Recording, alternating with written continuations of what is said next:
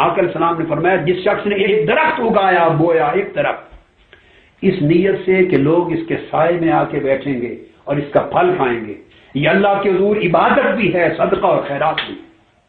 بولیے ایک درخت جس نے اگایا بویا کہ لوگ اس کے سائے میں بیٹھیں گے، اس کا پھل کھائیں گے، یہ صدقہ اور عبادت ہے.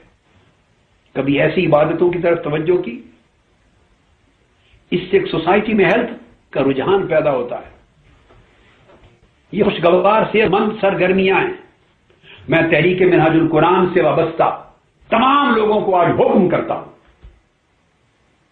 پورے ملک میں اور پوری دنیا میں جہاں ہے ہر شخص اس کے اوپر واجب ہے میری طرف سے ایک ایک درخت لگائے، جہاں بھی ایک ایک درخت اگائے، اور پھلدار درخت ہو سکے تو پھلدار درخت لگائے، نہیں تو سایہ دار لگائے. پھلدار درخت ہوگا تو لوگوں کو دو نفع پہنچیں گے، سایہ بھی ملے گا، رزق اور پھل بھی ملے گا. اور اگر پھلدار درخت دستیاب نہیں، مہنگا ہے، تو کم سے کم سادہ درخت اگا دیں، لوگوں کو سایہ تو ملے. سبزہ اگانا، درخت اگانا عبادت ہے.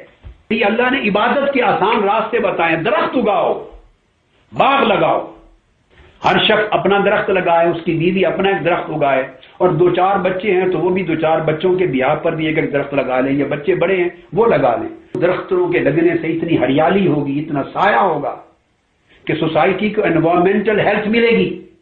انوائرمنٹل ہیلتھ آپ کو ٹیمپرامنٹل ہیلتھ دے گی، آپ کے مزاج کی بیماری دور کرے گی، صحت دے گی، ٹیمپریچر کم ہوگا، ٹھنڈک آئے گی. باہر کی دنیا میں فارسٹ آپ کے گھر کے سامنے بھی درخت اگے ہوں تو آپ کونسل کی اجازت کے بغیر کاٹ نہیں سکتے. کچھ ہو جائے، جتنے بڑے درخت ہو جائیں، آپ کا گھر نظر آنا بھی بند ہو گیا، آپ درخت نہیں کاٹ سکتے.